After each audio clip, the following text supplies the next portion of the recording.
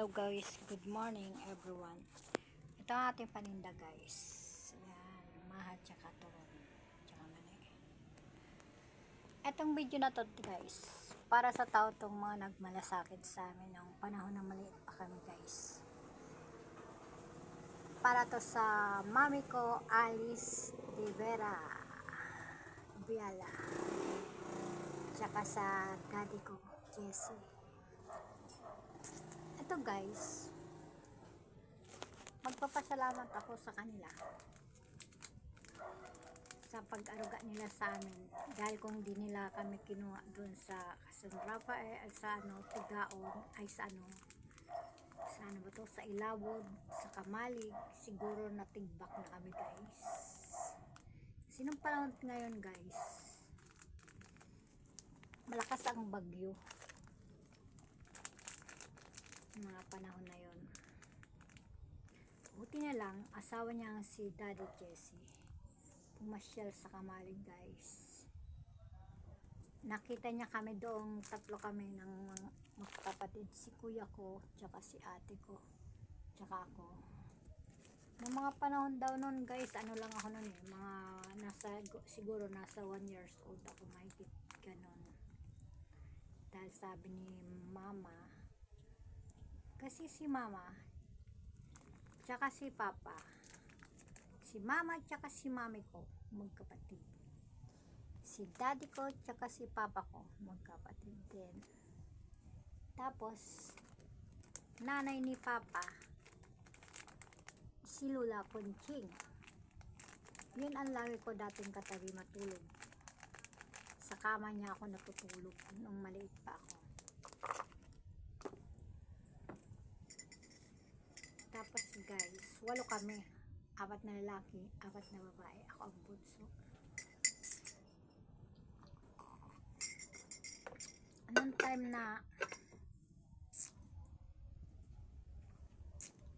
kasi hindi naman masasabing maganda yung life namin, hindi man buo yung pamilya namin, kasi yung tatay ko totoo sundalo yun. Yung nanay ko naman siguro nagkamali at natakot nung lalaki na niya, kaya naiwanan kaming maliliit, pabayaan kami. Kaya ang masasabi ko sa nagpalaki sa amin, thank you very much po mommy and daddy, dahil ko hindi sa inyo siguro ngayon patay na kami. Thank you very much sa mga taong nagmalasakit at nagmahal sa amin. I love you very much from the bottom of my heart. Never forget you. Here on mga people, thank you very much to all people here in my my community or place, for caring me and loving me and admire me. Thank you very much to all of you. I love you. Yeah guys, sana hindi man natin maparamdam sa taong kumukup sa atin yung pag-care natin sa kanila, kahit sa voice na lang mapadama natin na mahal natin sila at nagpapasalamat tayo sa kanila.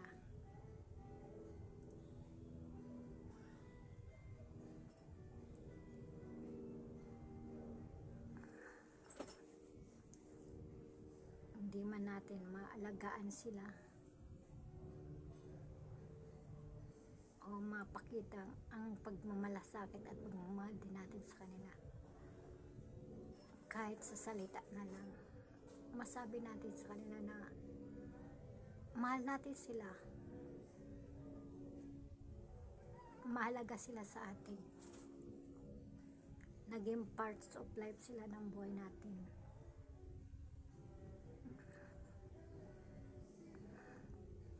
Ngayon pa lang gusto kong malaman niya na hindi ko siya kinalimutan. Hindi porket malayo ako sa kanila, baliwala na sila sa akin.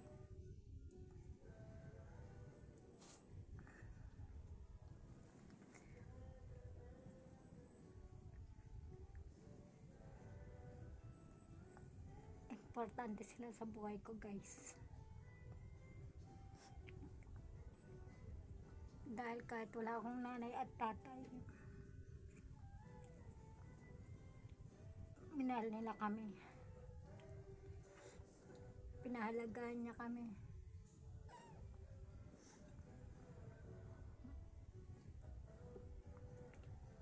Nakakahiyaman umiyak sa harapan na makita niyang umiyak. At least, totoo sa puso ko ang nararamdaman ko para sa kanya.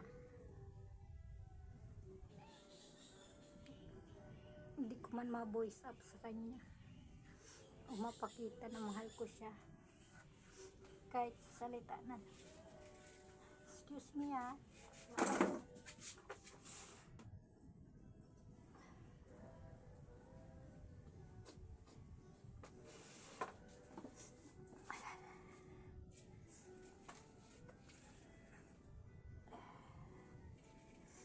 Tears of love to, guys.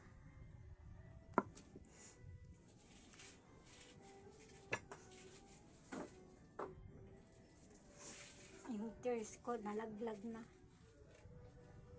hindi na napigil, na bumagsak.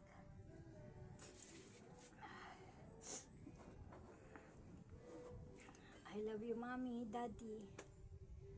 Thank you very much po. Siya, guys, yung ambulance ng 2004, ambulance ng Subic, guys, ng 2004 ay nakarating sa San Rafael, Tigaon.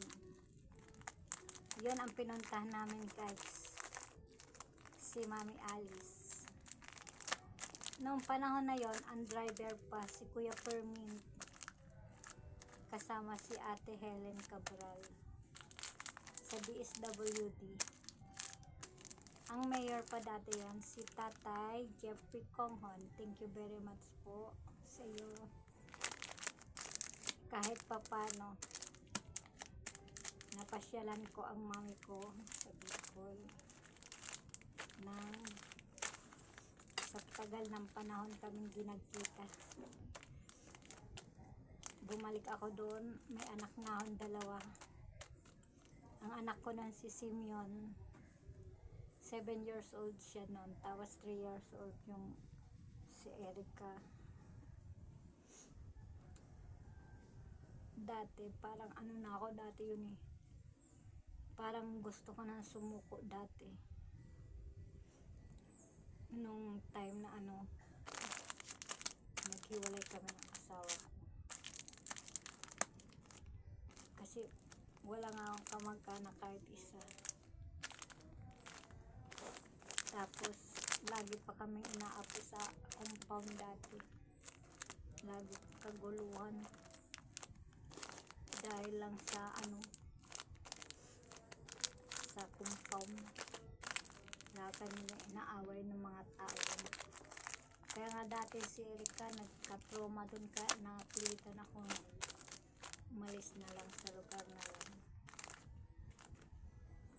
Dahil pinagkano nila yung mga gamit ko, pinagkahagit sa labas ng bahay. Pinagbabato nung Hazel na ampon ni Tatay Simeon. Pinabarangay ko yun, kaso pinaperma niya si Tatay Simeon. Business siya yung magperma. Lagi ko silang pinababarangay no panahon na yun.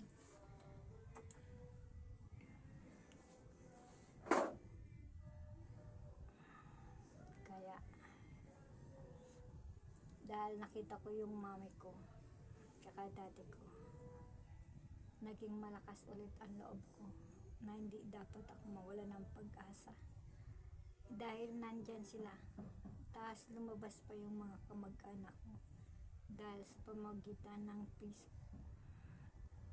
Nalaman ko na hindi pala ako nag-iisa. Marami pala akong kalahi. Nationwide pala yung kalahi ko. Tapos isa pa guys, may lahi pala kaming Hapon. Ang great grandpa ko si Shinichi Nakamura. Nakamura yung apelyido ng aming lahi sa Japan. Konnichiwa.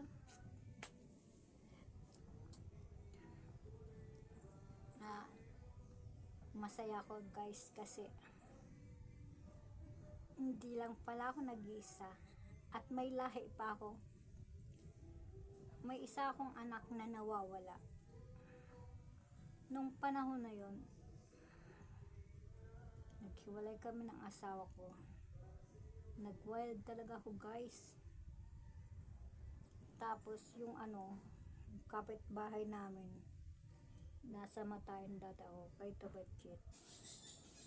Tayo na patay yung si Peter sa akin. Naman siya, negro. Pero hindi naman totally negro. Nasa 19 years old ako nun.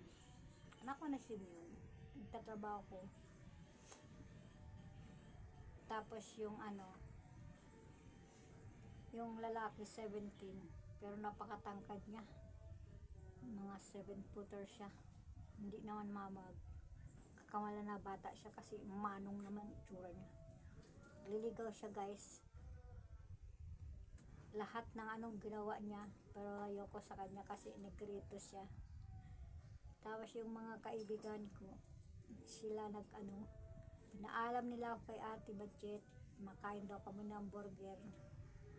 Tangin nagiliw guys. Hindi ko alam kung anong ginawa nila.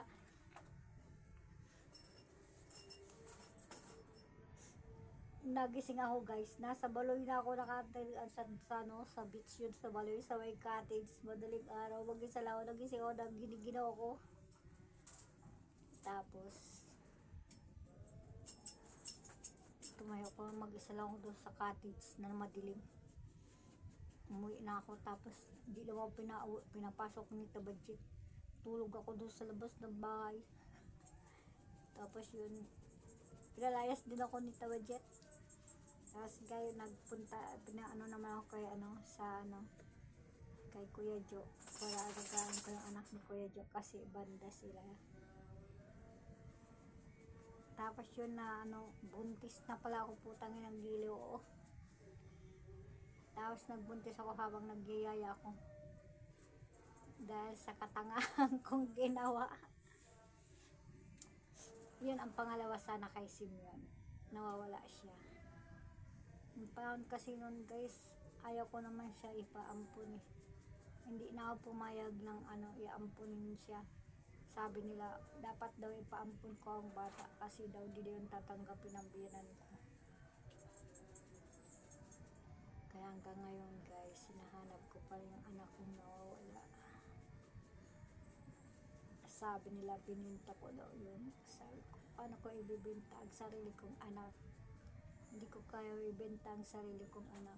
Baka yun nakinabang na nagbenta, yung nang may kinalaman.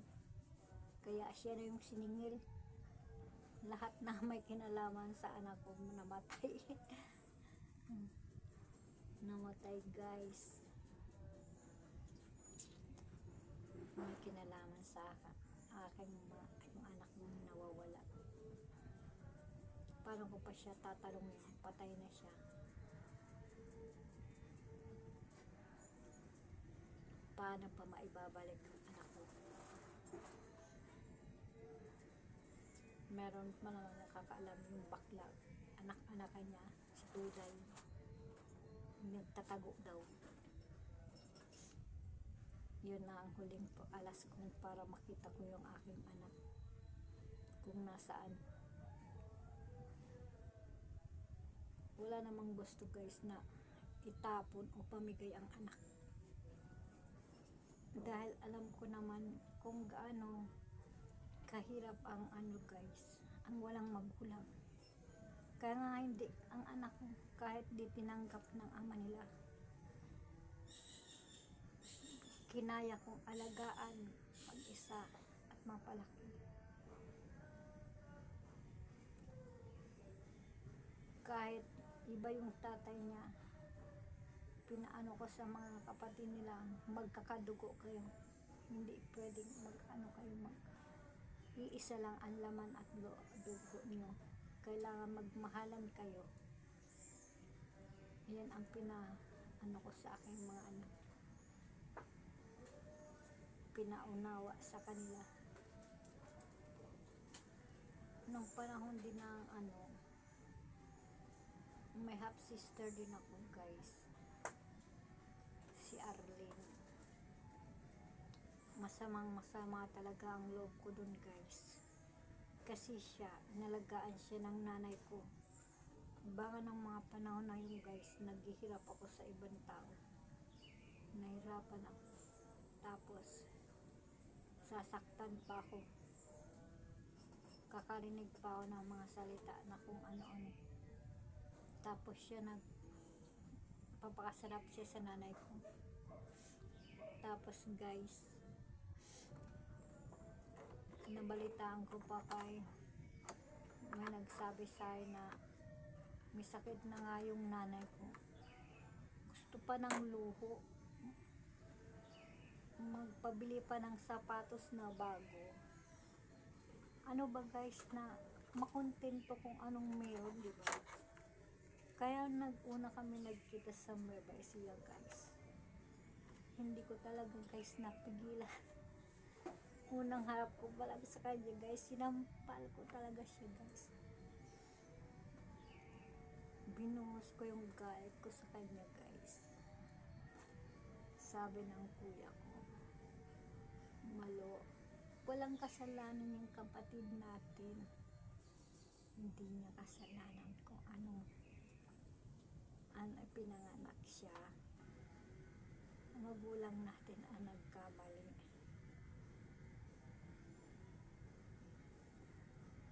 Siyempre ang tao guys, pag galit na galit ka, wala nang tama sa isip mo, kundi yung galit na nararamdaman mo. Kaya dapat tayo, bago tayo magalit, kailangan 100 times natin muna pag-isipan. Kasi ang dila natin, pag nagsalita, makapangyarihan yan guys. Kung anong sinabi natin, mangyayari at mangyayari. Lalo connected din yung isip tsaka dila natin. Magsasanib sila ng dalawa. Lalo matindi ang galit mo. Bubum talaga yun.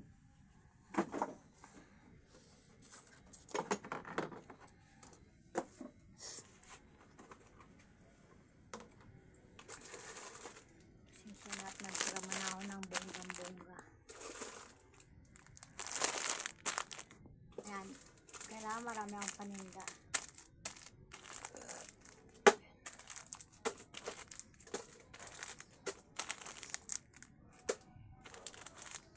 Sana guys, one day makita ko rin yung anak ko pang isang lalaki. Si apat yung anak ko guys. 2 lalaki, 2 baba. Ang pangalan ng anak ko guys daw ngayon ay Charles Sahari. Sinisearch ko naman sa Google, sa YouTube, yung Charles Sahari naman. Hindi naman lumalabas. Iba naman. Alam mo yung guys, yung anak kong yun, kamukha yun ni guys, ni Alex Baldwin. Kasi nga guys, hindi siya negro. Dahil kami, lahing Hapon. Mga anak kong lumalabas kay kinukula. Sa loob ng tiyan ko, sobrang puputi. Katulad nung apong si Kiana, pag nakikita mo yung nakapost dyan na mukhang manikang bata. ganun sila kakaputi pag sila'y pinanganganak.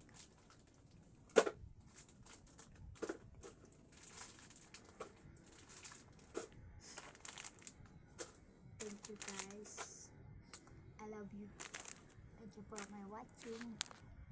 Sana may natutunan kayong aral sa akin. Bye.